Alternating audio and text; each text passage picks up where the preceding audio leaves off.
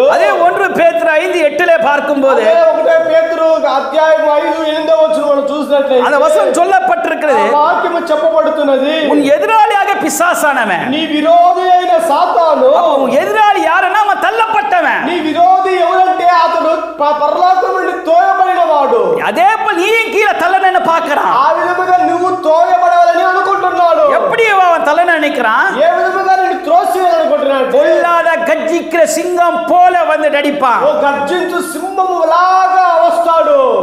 கள்ள உபதேசங்கள் நிமித்த, ஆராதனை நிமித்தம், ఓ దురబోధలు తీసుకుని వచ్చిన నిమిత్తము. மூடவதிగా அவன் வகை தேடி சுற்றி திரிகிறான். అతడు వెతుకుతూ తిరుగుచున్నాడు. அவன் வகை தேடி சுற்றி திரிகிறான். అతడు వెతుకుతూ తిరుగుచున్నాడు. இதுதாங்க நம்ம எச்சரிக்கையா இருக்கணும். దీనికే మనం హెచ్చరికగా ఉండాలి. சில காரியங்களில் எச்சரிக்கையா இருக்க வேணும். కొన్ని విషయాల్లో మనము హెచ్చరిక కలిగిన వారముగా ఉండాలి. இன்னைக்கு வாக்கு தத்துவம், ப்ராபிஸ்,